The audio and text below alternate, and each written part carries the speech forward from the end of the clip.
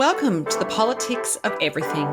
I'm Amber Daines, your host and podcast producer. This is a half hour of power, a podcast dropping every week where I unpack the politics of everything, from money to motherhood, nutrition to narcissism, startups to secularism, the environment, quality, and much, much more. Our guests are seasoned in the field or topic of their choice, even if you've not heard of them yet. This is a non-partisan show. So while I love exploring varied views and get a buzz from a healthy debate of ideas, this is not a purely blue, white, green program. Please subscribe, tune in and enjoy the politics of everything. Content creation is sometimes seen as the fun part of marketing for businesses and leaders. That said, it takes a degree of vision, commitment, and even some failure to get traction with your target market. My guest today knows how to make content that's both content-rich and money-making. LaTisha Styles is a marketing expert, mentor to high achievers, and founder and CEO of You've Got Clients.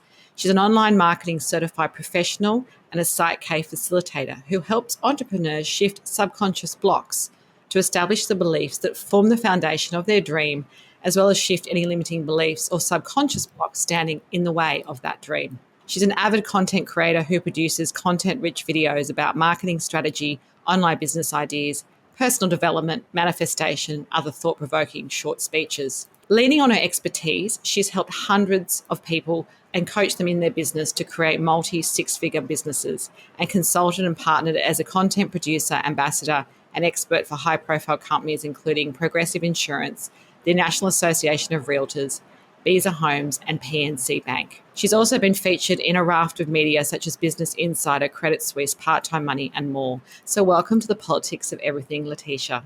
Thank you so much for having me. I'm excited to be here. Podcasting remotely can be challenging, but it doesn't have to be. Since 2017, I have relied on Zencastr's all-in-one web-based solution to make the process quick and painless, the way podcasting should be. If you know me, I'm pretty obsessed with quality guests, quality content, and quality sound, and that's what Zencastr allows me to do. Not to mention, it's really easy to use, even for my guests that aren't particularly tech-savvy. There's nothing to download, they just click on the link and we start recording. Zencastr is all about making your podcasting experience easy, and with everything from local recording to automatic post-production all in the one tool, you don't have to leave your browser to get each episode done. I want you to have the same great experience that I do for all my podcasts and content needs. So I have a special offer for you. If you go to zen.ai/politics of everything and enter this promo code, you'll get 30% off in your first 3 months when you sign up to Zencastr Pro. That's zen.ai, politics of everything. It's now time to share your story. So I just love your name, first of all. We've already just had a chat about that. Obviously, you mentioned it's your name once you've gotten married, but it's a perfect marketing name. And I'm just wondering, as a kid, did you really think that you'd end up in marketing, or did you have other dreams? And I guess what I'm trying to tap into is, were there any signs that you ended up where you were because of your aptitude or interests as a kid? Yeah, interestingly enough, when I was a kid, I wanted to be a teacher. And this was, I think, in around 7th grade. So I was about, 9 years old or somewhere around that. And I was asked, what do you want to be when you grow up? And I always admired my teachers.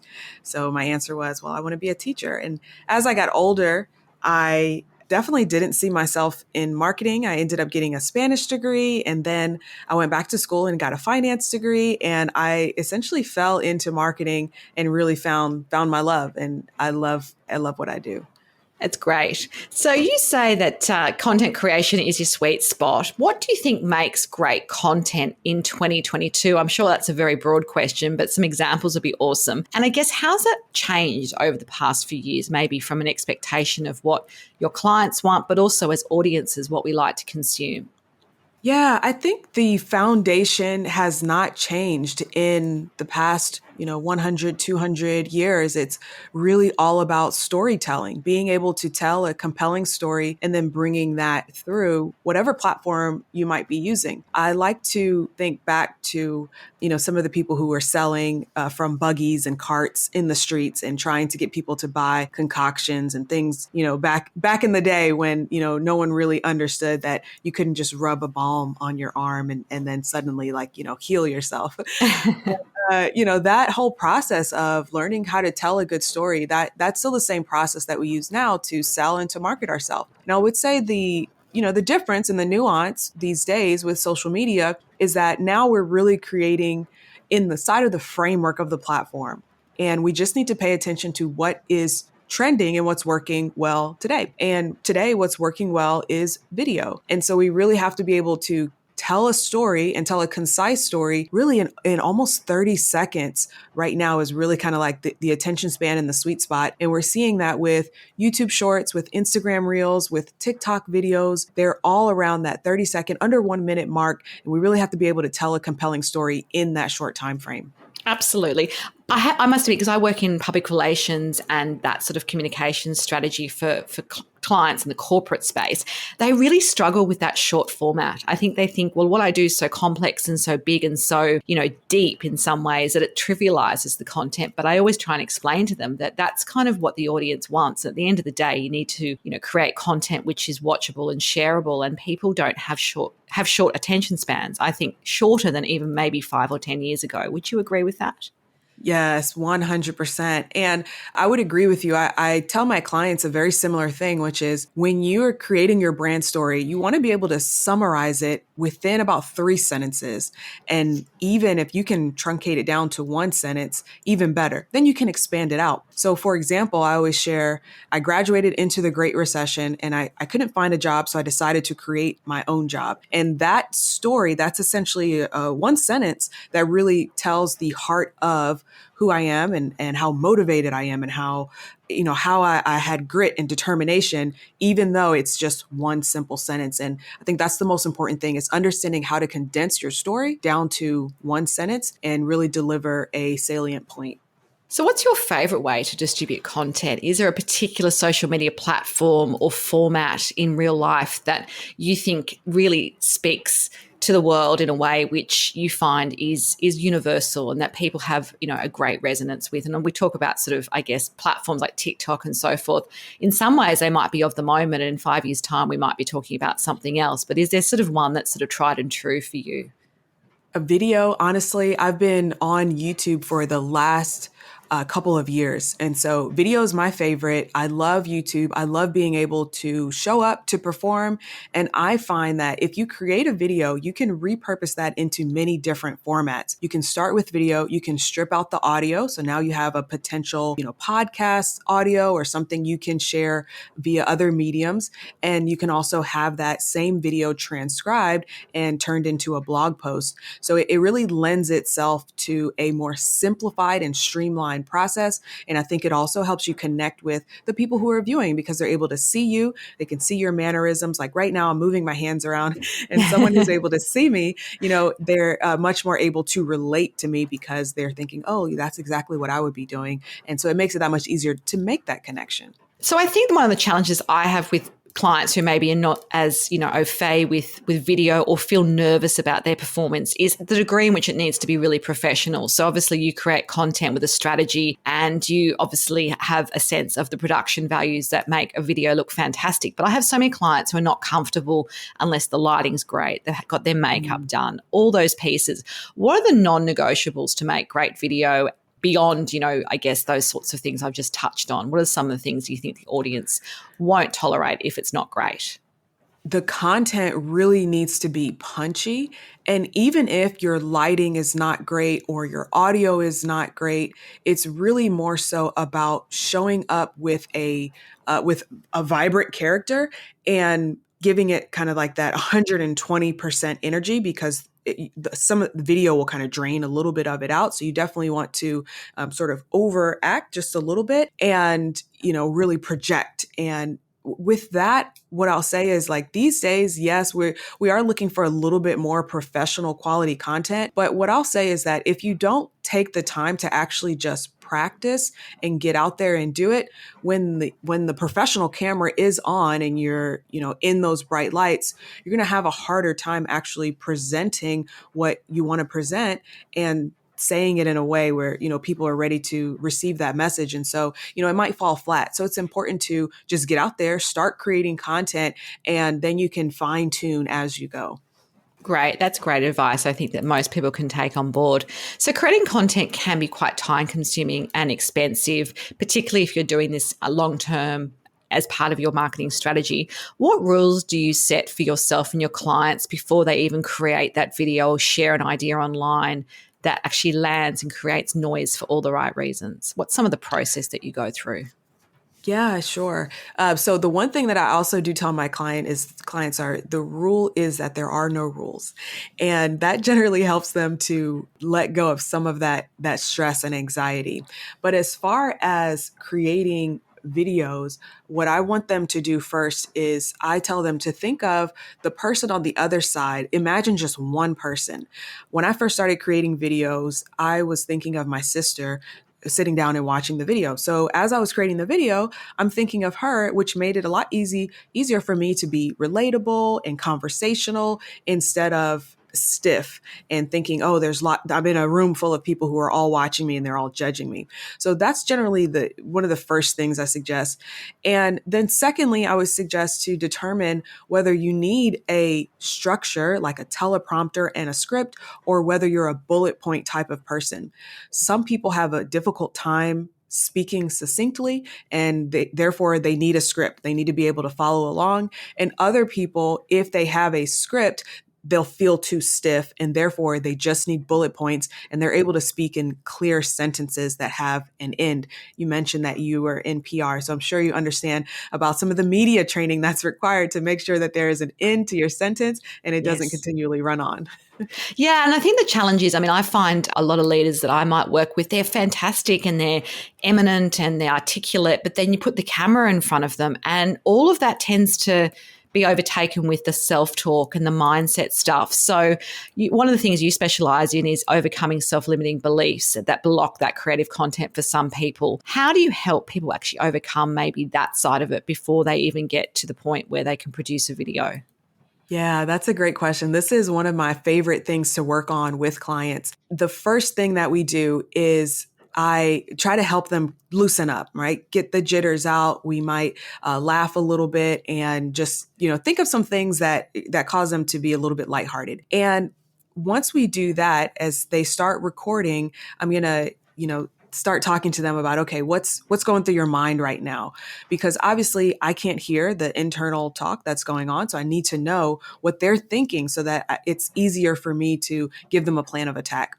Once I know exactly what's going on, some of the thoughts that they might be having, that's when I'll share some sort of story or a metaphor or something to help them sort of reposition that fear so that it's not necessarily gone. It might still be there, but it's something that they're now able to walk around instead of carry with them as they're recording their videos. So we really want to make sure we're clear on like, what's that internal talk, and provide some tactics and strategies to help them to walk around that fear so that they can continue to move forward and record their video content.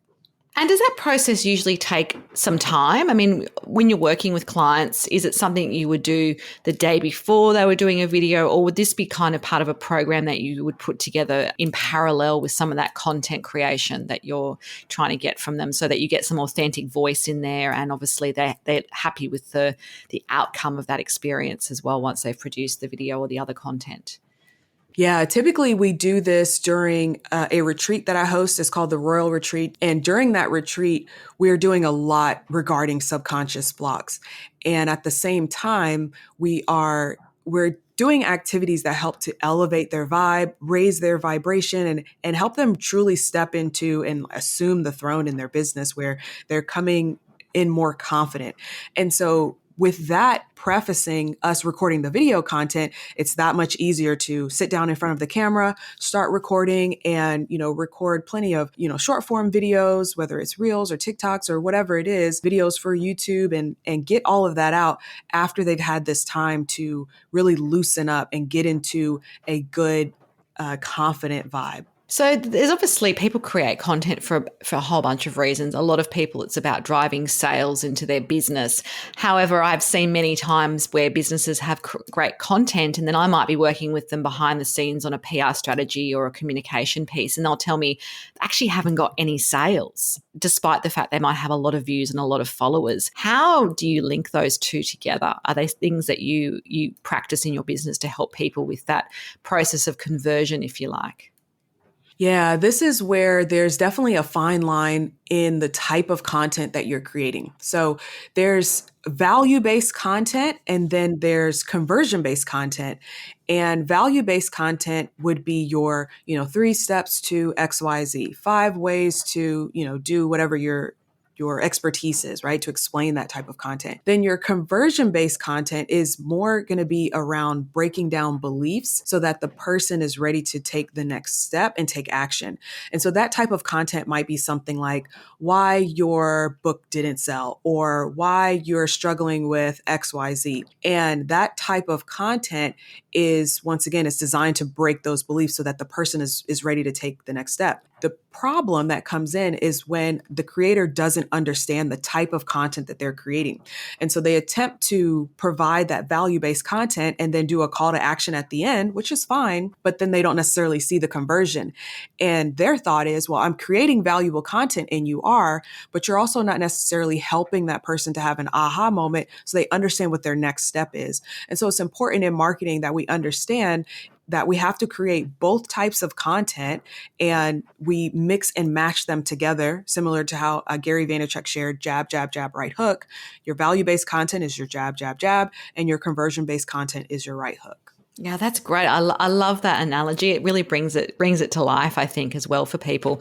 So what's some of the most challenging content creation process that you've been through or a client experience? Obviously, I'm not expecting you to name and shame that client, but did you ever have a client where it became very difficult, but you actually learnt something in your own business practice from that experience, and what did that really teach you? Because I know in my business, it doesn't always go well with clients. For every success story, there might be, a couple of clients who maybe haven't really understood what the brief is that they've given me, or they haven't really understood what PR could do for their business and what it can't do.